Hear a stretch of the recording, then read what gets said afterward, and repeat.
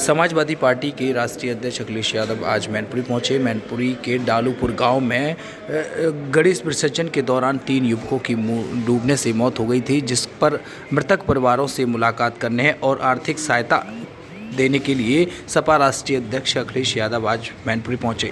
Samajwadi party के जिला अध्यक्ष समेत समाजवादी पार्टी के पूर्व विधायक राजकुमार यादव समेत कई पार्टी के बड़े नेता भी मौजूद रहे। तो वहीं मृतक आश्रित परिवार को चेक देने के बाद आर्थिक मदद भी दी है और घटना पर दुख भी प्रकट किया। उन्होंने कहा है कि ऐसी आपदाएं घटना होने से ही 3 लोगों की जान गई थी। इस पर सभी परिवारजनों को राष्ट्रीय अध्यक्ष अखिलेश यादव द्वारा चेक के माध्यम से सहायता राशि दी गई है। तो वहीं सपा राष्ट्रीय अध्यक्ष अखिलेश ने कहा है कि उत्तर प्रदेश में देवरिया कांड पर भी उन्होंने कहा है कि सभी जो कार्रवाई हुई है वह पहले भी समय रहते कर देनी चाहिए थे। तो वहीं मृतकों के चित्र पर पुष्प अर्पित कर तीनों ही युवकों पर नमन किया और उनको याद भी किया गया है। तो वहीं सपा के सभी नेताओं ने पुष्प अर्पित कर किया और कार्यक्रम में सभी तीनों ही पीड़ित परिवारों से मुलाकात की है और साफ तौर से कहा है कि जो घटना हुई है उस पर दुखद प्रकट की है। सपा राष्ट्रीय अध्यक्ष को आने की सूचना पर स्थान पर हजारों की संख्या में कार्यकर्ता और समाजवादी पार्टी के लोग मौजूद नजर आए हैं।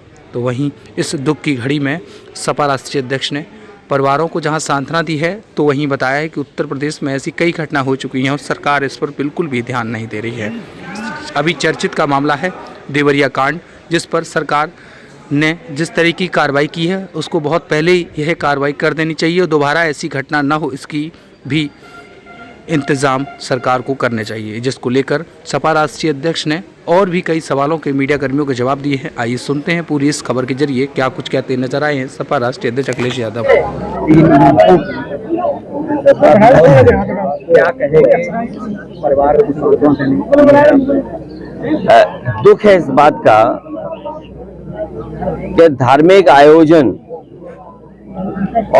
आयोजन हो, सरकार की जानकारी में हो, उसके बावजूद भी सुरक्षा न देना और इंतजाम न करना, ये सरकार की लापरवाही है।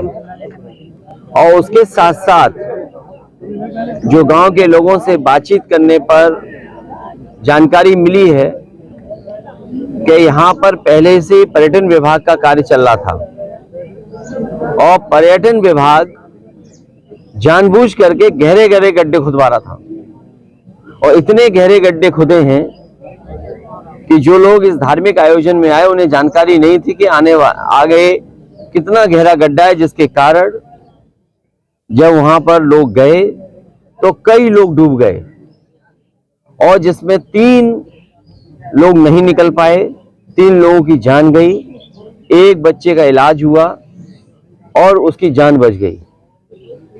सवाल यह है कि अगर सरकार का वहां कार्यक्रम चल रहा था या कोई कार्य योजना थी तो बोर्ड क्यों नहीं लगाया?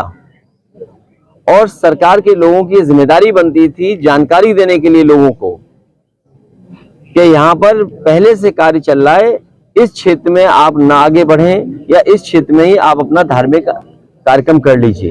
ये सरकार तो वो है जो दावा करती है कि धार्मिक आयोजनों की पूरी सुरक्षा का इंतजाम होगा।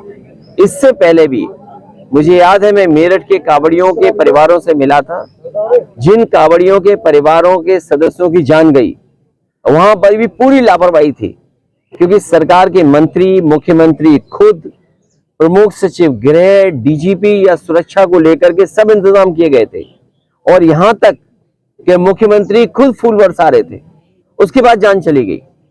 तो ये सरकार की जिम्मेदारी थी, सरकार को इनकी मदद करनी चाहिए और अगर धार्मिक आयोजन में किसी की जान गई है तो सरकार को आगे आकर के मदद करें, इनकी परिवार को सरकारी नौकरी भी देने का काम करें। परिवार को 4 लाख रुपया आम आदमी के लिए अनुदान करके फ्री कर लिया गया, क्या आम आदमी की यही कीमत है? ये सरकार की जिम्मेदारी बनती है कि गरीब परिवार में अगर किसी सदस्य की जान चली गई है तो उसके परिवार की मदद हो।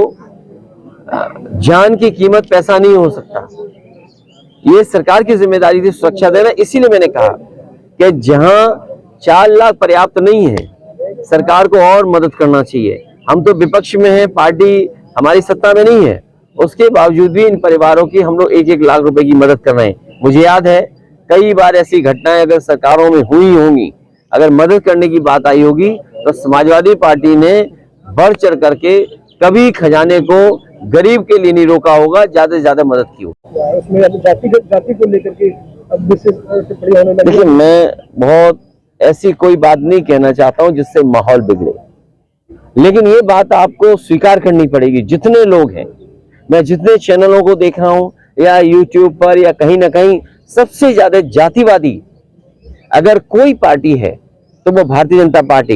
ये आज मैं पहली बार नहीं कह रहा हूं, इससे पूर्व में भी मैंने कहा कि सबसे ज्यादा जातिवादी पार्टी कोई है तो वो भारतीय जनता पार्टी है। उस घटना में भी लाभ लेना चाहती है राजनीतिक, और तब जब पूरी की पूरी गलती भारतीय जनता पार्टी की सरकार की है।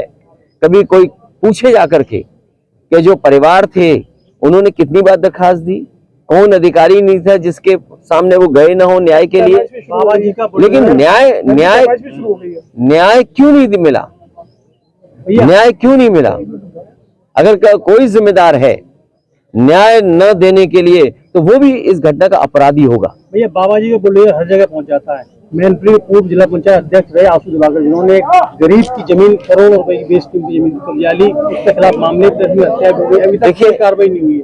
वो घटना एक सीधे साधे भोले भाले किसान के साथ धोखा होना। एक सीधे साधे इंसान से आपने जमीन खरीदी, एक चेक दे दिया, और उसके बाद उस भोले भाले इंसान से ये कहा आपने, किसान से, कि चेक में कुछ लिखने में गड़बड़ी हो गई। आपने उससे 6 करोड़ का वापस ले लिया और उस चेक को फाड़ दिया आपने। इससे ज्यादा कानून व्यवस्था को लेकर के जो जीरो टॉलरेंस की बात हुई थी, क्या हो सकता है बताओ? और फिर वो बचा कौन रहा है उसको? मुख्यमंत्री खुद बचा रहे हैं, डिप्टी सीएम खुद बचा रहे हैं। जिसको मुख्यमंत्री बचाएगा उस पर क्या अन्याय होगा, क्या न्याय मिलेगा उसको, परिवार को? वो सोचो। ये जो घटना कानपुर वाली है, इसमें कोई और नहीं बचा रहा है, मुख्यमंत्री और डिप्टी सीएम बचा रहे हैं, क्योंकि उनकी जानकारी में ऐसी घटना हुई है। और सोचो, वो तो डॉक्यूमेंटेड है। आपने चेक दिया, आपने चेक वापस ले लिया, रजिस्ट्री में उस चेक का नंबर है, उसके बावजूद भी आपको क्या चाहिए सरकार को? सोचिए। 5 राज्यों में चुनाव का ऐलान किया जा रहा है। अब हम और आप लोग बैठे हैं यहाँ, तारीख आ गई होंगी जहां समाजवादी पार्टी का संगठन है, समाजवादी पार्टी वहां पर बीजेपी को हराने के लिए काम करेगी।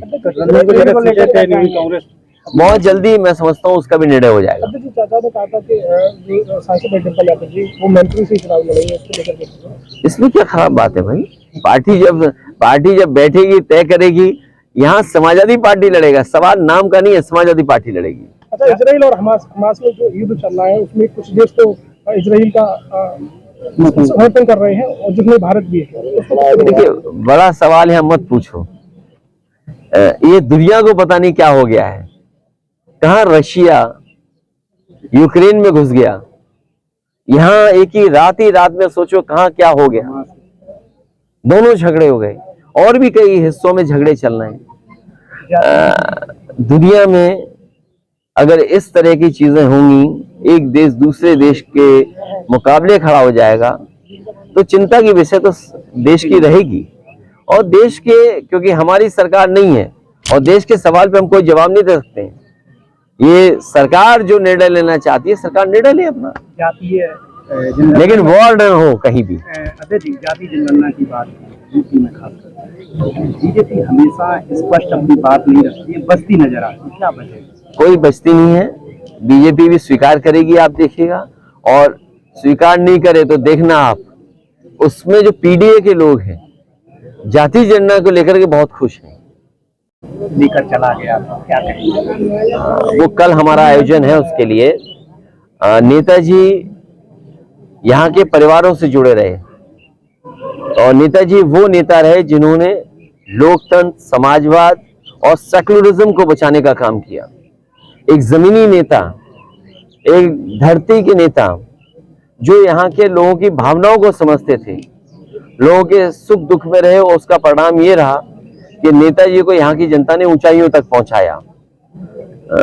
हम लोग उन्हें याद करते हैं और ऐसे नेता कभी कभी धरती पर आते हैं।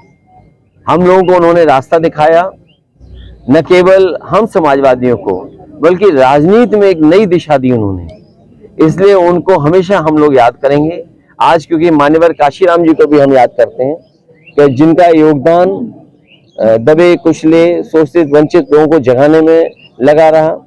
बाबा साहब भीमराव अंबेडकर, उनके सिद्धांत और खासकर बहुजन समाज को जागरूक करने का काम और राजनीति में उनको स्थान देने का काम अगर किसी ने किया है तो मान्यवर काशीराम जी ने किया। मैं आज उनको याद करता हूं और ये जगह तो वो है जिसने कभी मान्यवर काशीराम जी को बगल की लोकसभा से लोकसभा में भेजने का काम किया था।